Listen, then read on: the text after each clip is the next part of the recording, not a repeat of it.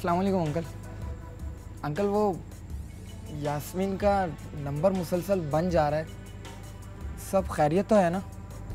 सब खैरियत है अंकल मैं वो यास्मीन से भूल जाओ यास्मीन को। भूल जाऊं? क्या मतलब भूल जाऊं? क्या हुआ है अंकल? बात क्या है आखिर? जरूरी नहीं कि जो छत धूप से बचा सकती है वो बारिश से भी बचा ले। रेशम का आदि अगर खद्दर पहनेगा तो चुभन तो होगी ही। बेहतर यही है कि तुम अपने मोहल्ले या खानदान की किसी भी लड़की को देखकर उससे शादी कर लो और भूल जाओ यास्मीन को जैसे वो तुम्हें भूल गई है। भूल गई? कैसे भूल गई?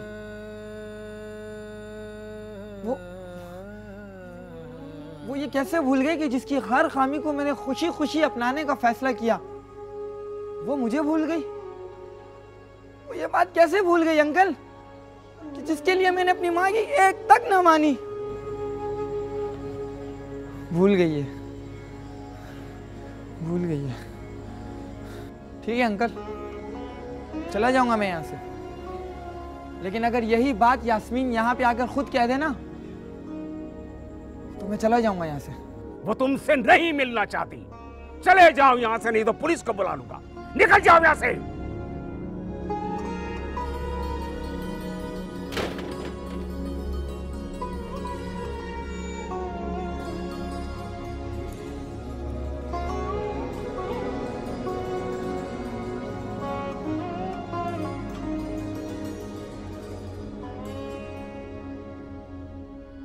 तू मुझे छोड़ के ठुकरा के जा भी सकता है, तेरे हाथों में मेरा हाथ है, कोई जंजीर तो नहीं। सवाल ये नहीं किसने किसको छोड़ा, सवाल ये है कि क्यों छोड़ा। आज़म और यास्मीन के दरमियान कोई ताल्लुक है भी या नहीं? अगर है तो क्या है? किसने किसके लिए कितनी कुर्बानियाँ दी? बस यही है हमारे आज के सवाल और इनका जवाब है हमारी आज की कहानी में। मैं हूँ सुहेल समीर। आज़म एक छोटे से बुक स्टॉल का मालिक था।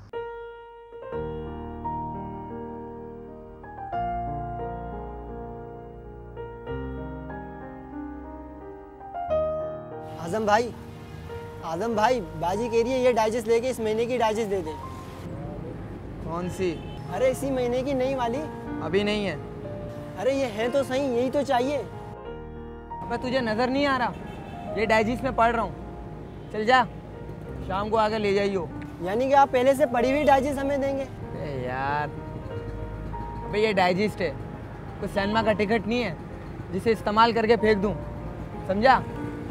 और सुन, जाके बोल देना अपनी बाजी को कि आज़म भाई फिलहाल तबस्सुम बानो की कहानी पढ़ रहे हैं। ठीक है, समझा?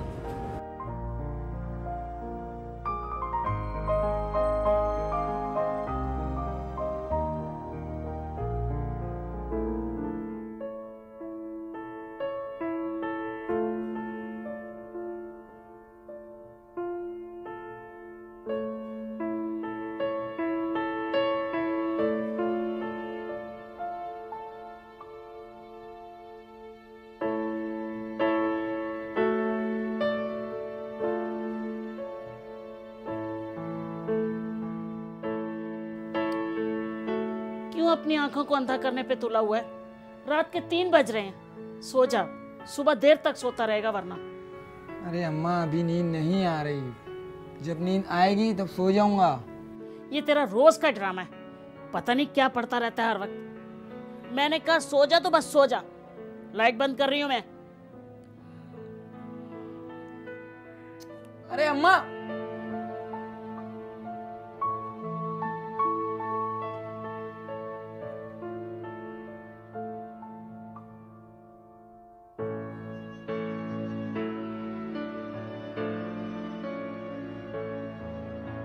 आज़म को डाइजेस्ट पढ़ने का खत था। उसने इन कहानियों में जीना शुरू कर दिया था, खासकर तबस्सुम बानो की कहानियों में। वो इन कहानियों के किरदारों में खुद को ढूंढने की कोशिश करता और बाद में खुद को इनका हिस्सा मान लेता। फिर आज़म को तबस्सुम बानो से मिलने की धुन सवार हुई। उसने डाइजेस्ट के ऑफिस से तबस्सुम बानो का कॉन्टैक्ट नंबर हासिल किया। तबस्सुम बानो को कॉल करने से पहले उसे इस बात का अंदाज़ा ही नहीं था कि ये कॉल उसकी ज़िंदगी ही बदल देगी।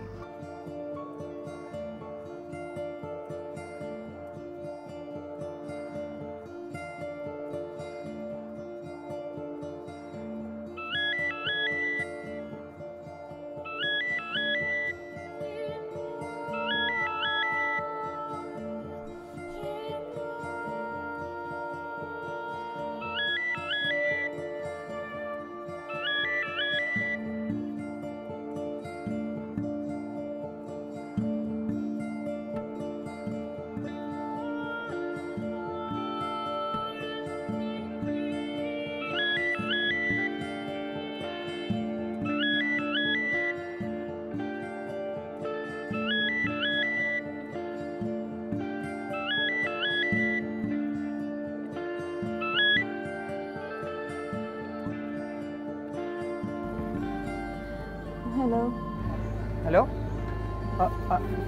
अरे सॉरी, मैंने आपकी नींद खराब कर दी, माफ़ कीजिएगा। आप सो जाएं, मैं बाद में कॉल कर लूँगा मैं आप।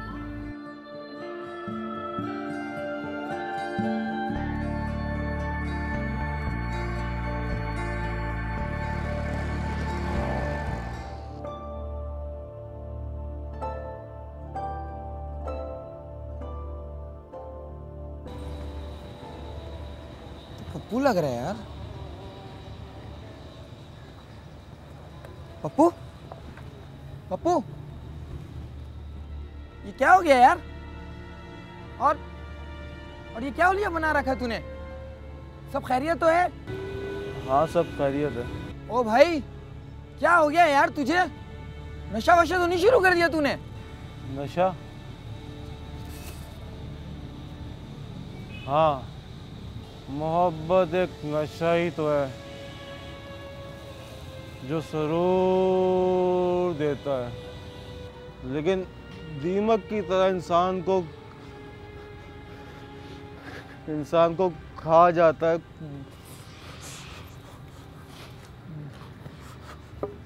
भूसा कर देता है, एकदम भूसा। यार तू ये कैसी बातें कर रहा है? पागल हो गया है क्या? ओ भाई, ऐसा कुछ भी नहीं है। मोहब्बत तो एक चांद की तरह है जिसकी चांदनी में हर चीज़ खूबसूरत नज़र आती है।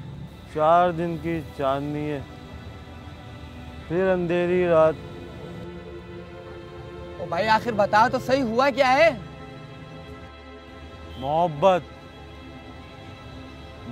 हो गई थी मुझे। ठीक है मुराद, अब नहीं है क्या? और किससे हुई थी मोहब्बत तुझे? है एक अमीर दादी, कहती है जमाने में और भी गम है मोहब्बत के सिवा। कहती है बात जब तक मुलाकातों की हद तक थी सब ठीक चलता रहा, लेकिन जब मैंने शादी के लिए इकरार किया तो क्या? आईना दिखा दिया भाई मुझे, आईना। मैं छोटे से घर में रहने वाला छोटा सा आदमी हूँ और वो अमीर दादी कहती है मोहब्बत जिंदगी के लिए ज़रूरी होती है, मगर जिंदगी सिर्फ मोहब्बत के लिए नहीं होती ऐसा भूलती है। जिसके पास पैसा है ना, सब उसके दोस्त भी हैं और सब उससे मोहब्बत भी करते हैं। अबे ऐसा नहीं है यार, अब 5 उंगलियां बराबर थोड़ी होती हैं। हो जाती हैं, खाते वक्त बराबर हो जाती हैं, लेकिन तू नहीं समझेगा, तू समझ जाएगा, लेकिन जब तुझे मोहब्बत होगी तू तभी समझेगा।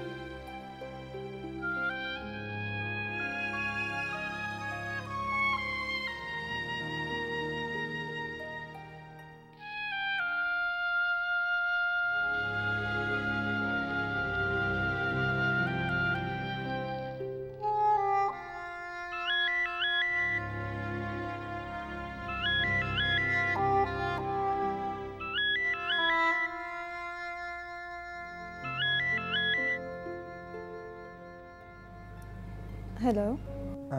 हेलो, तबस्सुम बानो बात कर रही हैं? जी मैं बात कर रही हूँ, आपकी तारीफ़।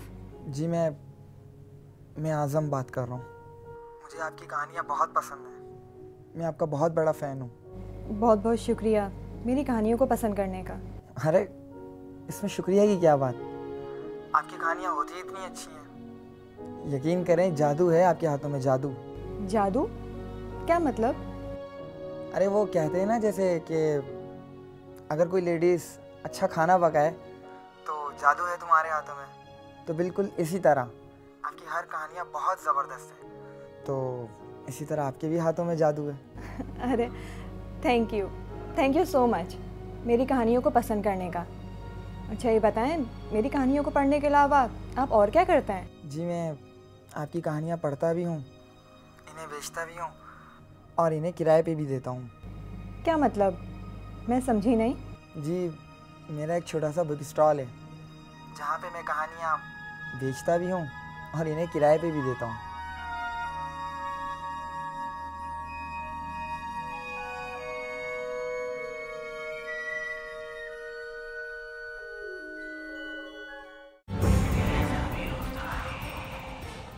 बात से बात निकलती है, बात के मायने बदलते हैं। आज़म और यास्मीन का ताल्लुक बहुत तेज़ी से परवान चढ़ने लगा था। दोनों के दरमियान होने वाली पुरतकल्लुफ़ गुफ्तगू बहुत जल्द बेतकल्लुफ़ी का अंदाज इख्तियार कर चुकी थी। आज़म जो कि तबस्सुम बानो की तहरीर का गर्विदा था, अब उसका दीवाना भी हो गया था। अरे अम्मा, क्या कर रही हो? दिख नहीं रहा, कपड़े धो रही हूँ। पढ़ पढ़ के अंधा हो गया क्या?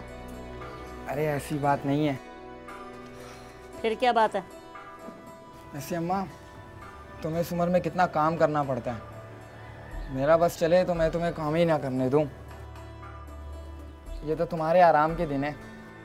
हाँ, कह तो तू सही रहा है। ऐसा कर, बाकी कपड़े तू धो ले, मैं ज़रा आराम कर लूँ। अरे अरे अरे, क्या हो गया अम्मा, क्या हुआ? मेरा मतलब ये थोड़ी था, और वैसे भी मुझे ये सब काम नहीं आते। तो तेरे बाप की रूह आके धोएगी ये सारे कपड़े, या तूने कोई मासी रखनी है? मुझे मासियों के काम पसंद नहीं है बिल्कुल। अरे अम्मा, मासियों की ऐसी की तैसी, मैं तुमसे कुछ और बात बोल रहा हूँ और तुम पता नहीं क्या बोले जा रही हो। हाँ तो खुल के बोलना, क्या कहना चाह रहा है? कोई लड़की देख ली है क्या? हाँ बस यही समझ लो।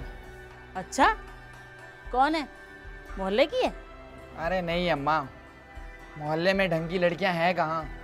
एक वो नौरीन थी, उसकी भी मंगनी हो गई। अरे तो फिर कौन है? कहाँ रहती है? अरे यहीं रहती है, कराची में। अच्छा ये बता, शरीफ है ना? हाँ हाँ, बहुत अच्छी है, शरीफ भी है। क्या नाम है उसका? यास्मीन नाम है मेरा। तबस्सुम बानो तो मेरा कलमी नाम है। यार ये कलमी नाम तो सुना था, लेकिन ये कलमी नाम क्या होता है? अरे पागल, अक्सर राइटर अपनी तहरीरों के साथ अपने नाम के बजाय फर्जी नाम लिखते हैं और उसी नाम से उनको शोहरत मिलती है। वो उनका कलमी नाम कहलाता है। जैसे तबस्सुम बानो मेरा कलमी नाम है। तो ये बात है। लेकिन मैं तो तुम्हें तबस्सुम बानो के नाम से ही पुकारूंगा, क्योंकि मुझे तुम्हारा ये नाम बहुत अच्छा लगता है। ये नाम तो मेरा सिर्फ उन लोगों के लिए है जो मेरी तहरीरों को जानते हैं, और जो लोग मुझे जानते हैं उनके लिए मैं यास्मीन हूँ। और तुम तो वो हो जो... मैं तो वो हूँ जो... रुक क्यों गई? आगे बोलो ना। नहीं, कुछ नहीं, कोई और बात करो। अच्छा भाई ठीक है, मैं तुम्हें अब से यास्मीन ही कहकर पुकारूंगा, बस। ठीक है। अच्छा बानो, सॉरी, मेरा मतलब है कि यास्मीन, मैं तुमसे मिलना चाहता हूँ। मैं भी, लेकिन मैं तुमसे मिलने से डरती हूँ। डरती हूँ? क्यों? इसमें डरने वाली क्या बात? डरने की बात है। मुझे डर है कि कहीं मुझसे मिलने के बाद तुम भी मुझसे नफरत ना करने लगो। क्यों भाई, तुम इतनी डरावनी हो क्या? अगर ऐसी कोई बात है तो मुझे बता दो। मैं मजाक नहीं कर रही हूँ। पता है बानो, मेरा मतलब है यास्मीन, तुम्हारी कहानियाँ एक लड़की है, बहुत खूबसूरत लड़की, जिसका दिल बहते चश्मे से भी ज़्यादा शफाफ है, जो हमेशा हर एक का ख्याल रखना चाहती है, इंतहाई नाजुक, जैसे तितली के पर, इंतहाई पुरकशिश, इंतहाई खूबसूरत। और अगर मुझसे मिलने के बाद तुम्हारे अरमानों पर पानी फिर गया तो? तो फिर अपनी तस्वीर साइन कर दो, अभी फैसला हो जाएगा। नहीं, ऐसे नहीं। मैं चाहती हूँ जब तक तुम मुझे देखो मैं तुम्हारे चेहरे के तासुरात को देखूं। फिर चाहे तुम कुछ भी कहो, तुम्हारी आंखें तुम्हारे दिल का हाल खुद ब खुद बयान कर देंगी। तो तुम भी मेरी एक बात सुन लो, मैंने तुमसे दिल से मोहब्बत की है। मुझे इससे कोई फ़र्क नहीं पड़ता कि तुम दिखने में कैसी हो, तुम अमीर हो या गरीब, तुम जो भी हो, लेकिन हो मेरी मोहब्बत। हाँ, ये अलग बात है कि अगर मुझसे मिलने के बाद तुम्हारा इरादा बदल गया तो मैं क्या करूँगा? ये तो आइंदा आने वाला वक्त ही बताएगा। तो फिर कब मिल रहे हैं हम? कल। आखिर वो घड़ी आ ही गई जिसका आज़म को बड़ी बेसब्री से इंतज़ार था। अपने ख्वाबों की मूरत को वो हकीकत की आंख से देखने वाला था, लेकिन उसे क्या पता था कि उसे कितना बड़ा धचका लगने वाला है। अब सवाल ये है कि ये मुलाकात आज़म के इरादों को कमज़ोर करती है या वो इस इम्तिहान को पास कर लेगा।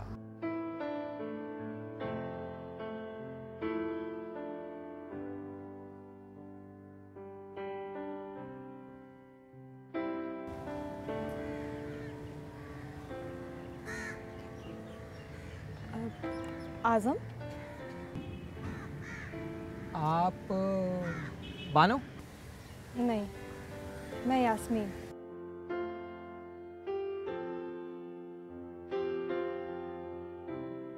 बस उतर गया मोहब्बत का सारा खुमार। नहीं तो ये नशा तो आखिरी सांस तक नहीं उतरेगा।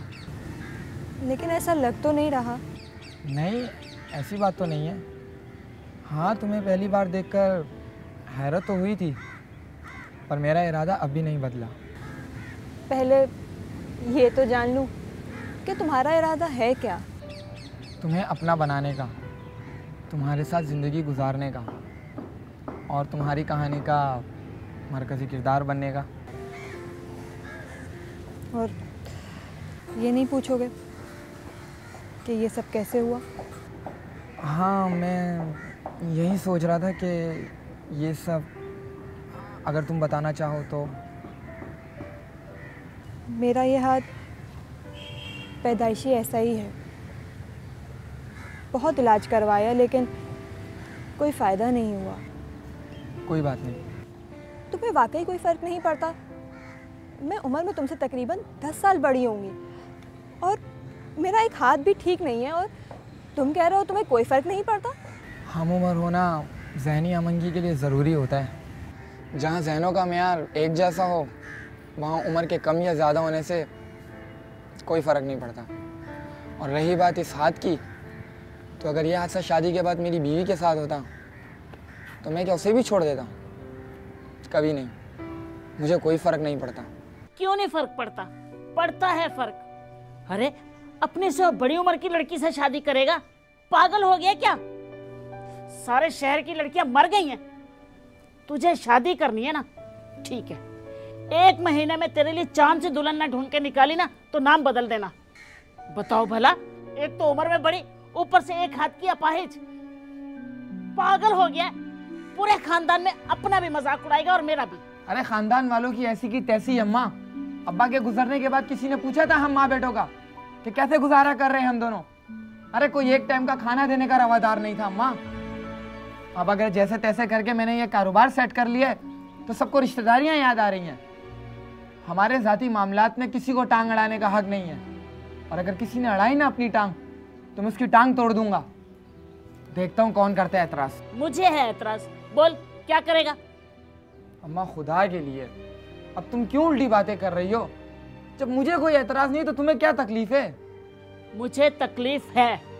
अभी तुम पर इश्क का भूत सवार है। जब होश आएगा ना तब पता चलेगा कि किसी माजूर के साथ जिंदगी गुजारना किसी अजाब से कम नहीं होता। अरे किस मुंह से उसे बाहर लेकर जाएगा? बीवी कम और अम्मा ज्यादा लगेगी तेरी। अम्मा बस, बहुत हो गया। अब अगर उसके बारे में उल्टी बात कही ना तो क्या करेगा? क्या कर लेगा? बता ना मुझे। मारेगा माँ को? हैं? बोल, अब चुप क्यों है? बोलता क्यों नहीं? अम्मा मैं बता रहा हूँ, मैं शादी करूंगा तो उसी से करूंगा, चाहे तेरी मर्जी हो या ना हो।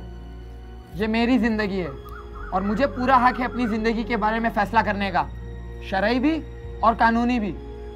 अम्मा मैं उससे कोर्ट मैरिज भी कर सकता हूँ, लेकिन अगर तुम साथ चलोगी तो मुझे खुशी होगी। अच्छा ठीक है, उसी से शादी करनी है ना, कर ले अपनी मनमानी, लेकिन एक बात कान खोल कर सुन ले, बाद में इस शादी से और तुझसे मेरा कोई वास्ता नहीं होगा।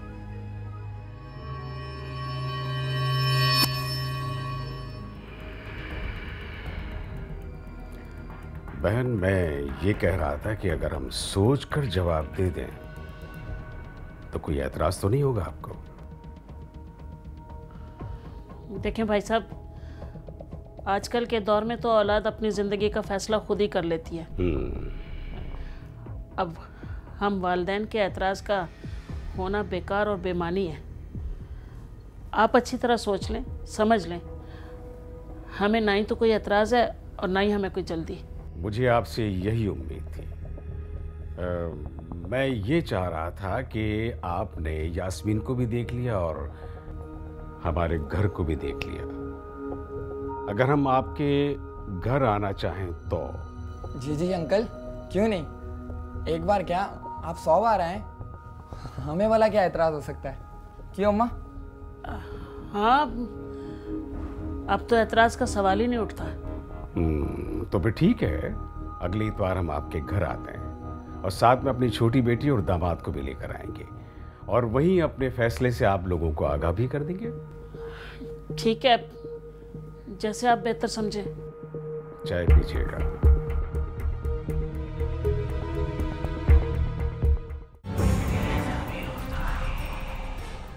आजम की माँ के लिए यास्मीन बिल्कुल कांटे की तरह थी जो मुस्तकिल उसके दिल में चुभ रही थी।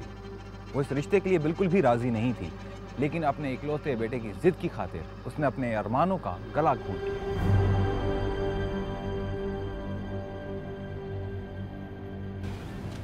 वो कितनी गंदगी है यहाँ। बारिश के बाद अक्सर ऐसे एरियाज में गंदगी हो जाती है। ओह अच्छा, बड़ा पता है तुम्हें एरियाज के बारे में। आराम से आफरीन, आराम से। थैंक्स।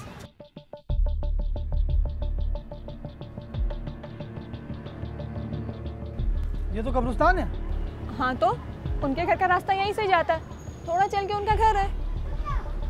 आफरीन, तुम्हारा इस कंडीशन में यहाँ से जाना ठीक नहीं होगा। क्यों, क्या हो गया? You are pregnant, damn it. मैं कह रहा हूँ ना, इस कंडीशन में तुम्हारा यहाँ से जाना ठीक नहीं होगा। ओ कम ऑन फंसी, क्या हो गया? आप लोगों को जाना है, आप लोग जाएं, मैं इसके साथ गाड़ी में वेट कर लेता हूँ। यह है तुम्हारी चॉइस, तुम लोग गाड़ी में बैठो।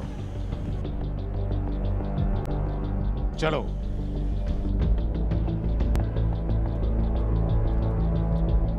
इसहाक साहब को इस बात का अंदाज़ा ही नहीं था कि छोटे घरों में रहने वाले लोगों के दिल बहुत बड़े होते हैं। वो अपनी हैसियत से बढ़कर मेहमानदारी करते हैं। इस मेहमान नवाजी ने वक्ती तौर पर ही सही, लेकिन रास्ते की सारी बदमज़गी को इसहाक साहब के जहन से काफूर कर दिया। ये इतना करने की क्या जरूरत थी, बेजा तकल्लुफ किया आपने। जी इतना भी कुछ नहीं है, वो आपकी छोटी बेटी और दामाद नहीं आए। हमने तो आप सब लोगों के हिसाब से इंतज़ाम किया था। वो आए थे, गाड़ी में बैठे। अच्छा, तो वो वहाँ क्यों रुक गए? मैं उन्हें लेकर आता हूँ। नहीं, वो नहीं आएंगे। एक्चुअली वो कब्रिस्तान की वजह से नहीं आ पाएंगे। हमारी छोटी बेटी माँ बनने वाली है और दामाद ने कहा है कि ऐसी हालत में कब्रिस्तान से गुजरना मुनासिब नहीं है। ओह जी, आपके दामाद ने सही कहा। आप लोग कहीं और घर नहीं ले सकते? सर, ये हमारा अपना घर है, किराए का तो है नहीं। और वैसे भी इस घर से काफ़ी यादें वाबस्ता हैं हमारी, मेरे बचपन की और अब्बा की।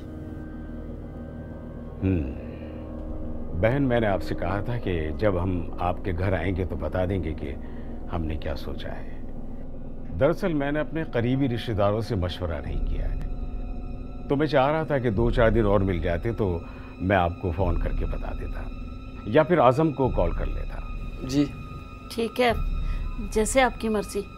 अच्छा, हम चलते हैं। चलो यास्मीन। अरे सर, थोड़ी देर तो और बैठे। नहीं, वो आफरीन और फसी वेट कर रहे हैं हमारा। ऑलरेडी हम काफ़ी लेट हो गए। भाई साहब, आपने नाश्ता तो किया ही नहीं। फिर इंशाल्लाह। चलो बेटा।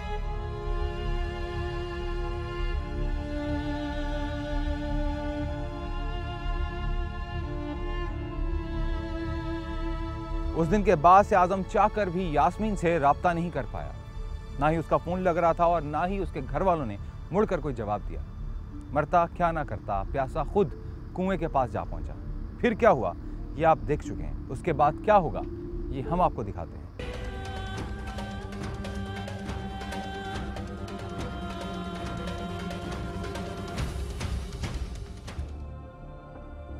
उसे अपने अल्फाज में समझा दो, चला जाए यहां से। बाहर पागलों की तरह बैठा हुआ है, कहता है कि तुम कहोगी तो चला जाएगा। अगर मैंने पुलिस को कॉल कर दी तो खामखा तमाशा बनेगा। समझा दो उसे। जी अब्बू, मैं उससे बात करती हूँ।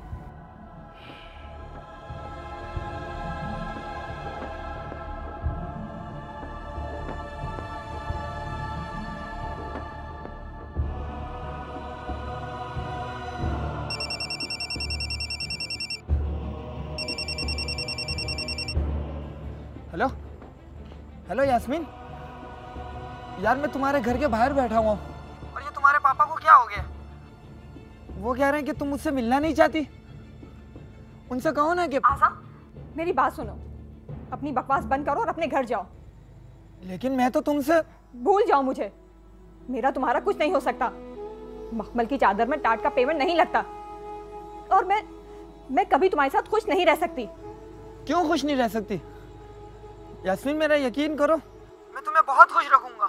तुम्हारे कदमों में दुनिया जहां की सारी खुशियां लाके रख दूंगा। मुझे पता है यास्मीन कि ये सब तुम अपने पापा के दबाव में आकर कह रही हो। यास्मीन अगर तुम्हारे पापा इस शादी के लिए राजी नहीं है तो हम भाग के। बंद करो अपनी बकवास। तुम हो क्या, एक मामूली बुक स्टॉल चलाने वाले? तुमने ये सोच भी कैसे लिया कि मैं तुम्हारे साथ भागूंगी अपने घर को, अपने पापा को छोड़कर? कभी भी नहीं। तुम यहाँ से चले जाओ और आइंदा मुझे कॉल मत करना।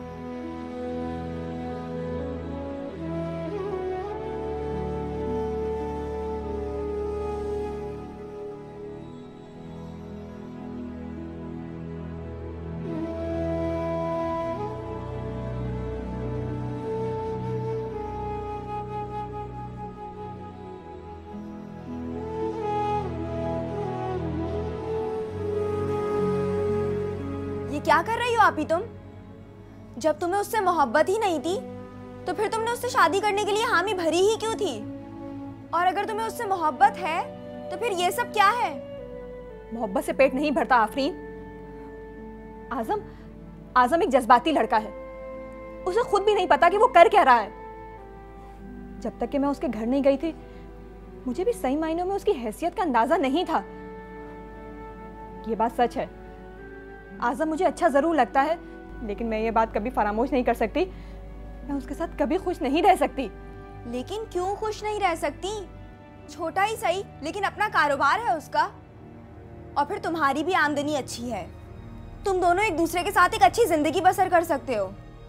मेरी तमाम तर कामयाबियां मेरे नाम से हैं आफरीन। जिस दिन यास्मीन के साथ कोई और नाम जुड़ गया ना, उस दिन तबस्सुम बानो हमेशा के लिए खत्म हो जाएगी और दो नाकाम लोग मिलकर कभी कामयाब जिंदगी नहीं गुजार सकते। और वैसे भी जब कहानी के किरदार कमजोर पड़ने लग जाए ना तो कहानी को खत्म कर देना चाहिए।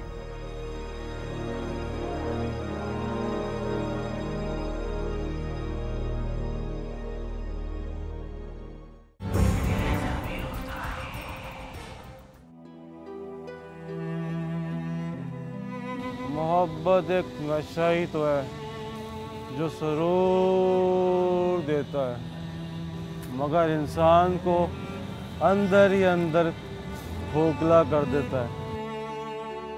भूल जाओ मुझे, मेरा तुम्हारा कुछ नहीं हो सकता। मखमल की चादर में टाट का पेमेंट नहीं लगता। और मैं कभी तुम्हारे साथ खुश नहीं रह सकती। 4 दिन की चांदनी फिर अंधेरी रात। कहती है मोहब्बत जिंदगी के लिए जरूरी होती है, मगर जिंदगी सिर्फ मोहब्बत के लिए नहीं होती, ऐसा भूलती है। बंद करो अपनी बकवास। तुम हो क्या, एक मामूली बुक स्टॉल चलाने वाले? तुमने ये सोच भी कैसे लिया कि मैं तुम्हारे साथ भागूंगी? जिसके पास पैसा है ना मेरे दोस्त, सब उसके दोस्त भी हैं और सब उससे मोहब्बत भी करते हैं। तुम यहाँ से चले जाओ और आइंदा मुझे कॉल मत करना। तू समझ जाएगा, लेकिन जब तुझे मोहब्बत होगी तू तभी समझेगा।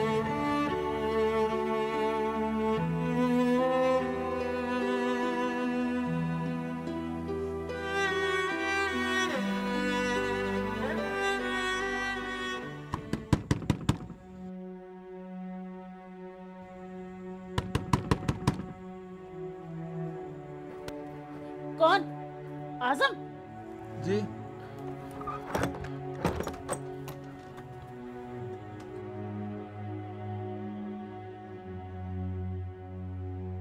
बेटा कहाँ रह गया था तू? तुझे पता मैं कितनी परेशान थी। इतनी देर से तो तू कभी घर नहीं आया। देर तो वाकई बहुत हो गई अम्मा। तुमने खाना खाया? नहीं, मैं तेरा इंतजार कर रही थी। मुझे भूख नहीं है अम्मा, तुम खाना खाओ और सो जाओ। क्या हुआ आजम, तू इतना उदास क्यों लग रहा है? उदास? और मैं? नहीं तो अम्मा, मैं तो बिल्कुल ठीक हूँ। तू ठीक नहीं है। मैं तुझे जानती नहीं हूँ क्या? माँ हूँ तेरी माँ, तेरी रग रग से वाकिफ हूँ। ये यास्मीन के घर गया था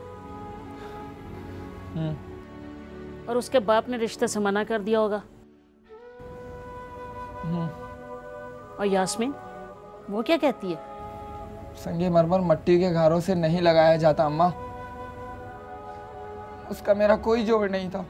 मगर बेटा यास्मीन तो तुझसे मोहब्बत करती थी, और औरत जब किसी से मोहब्बत करती है तो उसके साथ फाके भी काट लेती है।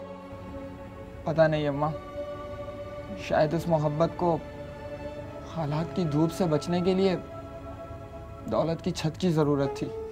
नहीं बेटा, मुझे लगता है ये सब किया धरा उसके बाप का है। वो अपने बाप के दबाव में आकर तुमसे इस तरह बात कर रही है। पर तू फिक्र नहीं कर, मैं कल ही जाऊंगी उनके घर, उसके बाप से बात करती हूँ। बेटा हाथ जोड़ के पैर पकड़ के जैसे तैसे करके मैं उनको शादी के लिए मना लूंगी। तुम किस मिट्टी की बनी हो अम्मा? कल तक तुम उसकी सबसे बड़ी मुखालिफ थी और आज तुम उसके लिए उसके बाप के पैर पकड़ने की बात कर रही हो। उसके लिए नहीं बेटा, तेरे लिए। मैं तुझे इस तरह टूटा हुआ नहीं देख सकती। बस मैं कल ही जाऊंगी उनसे बात करने के लिए। बस अम्मा, कोई ज़रूरत नहीं अब वहाँ जाने की। तुमने सारी ज़िंदगी मेरी खुशियों के लिए अपने अरमानों का गला घोंटा है, लेकिन अब जो तुम्हारी खुशी होगी उसी में मेरी खुशी होगी। मेरा बच्चा, अल्लाह तुझे खुश रखे। देखना अब मैं ऐसी लड़की ढूंढूंगी तेरे लिए कि दुनिया देखेगी। मैं अपने दिल के सारे अरमान पूरे करूंगी तेरी शादी में। चल अब खाना खा ले। नहीं अम्मा। बस, मैंने भी खाना नहीं खाया, और अगर तू नहीं खाएगा तो मैं भी नहीं खाऊंगी। अच्छा अम्मा चलो। वैसे अम्मा एक बात बताऊं, भूख तो मुझे भी बहुत तेज लग रही थी। चल उठ, खाना खाए मेरा बच्चा। 2 माह बाद ही आज़म ने अपनी माँ की मर्जी से शादी कर ली। अब वो खुशहाल जिंदगी गुजार रहा है। कहानियों में जीने वाले अक्सर अफसाना बनकर रह जाते हैं।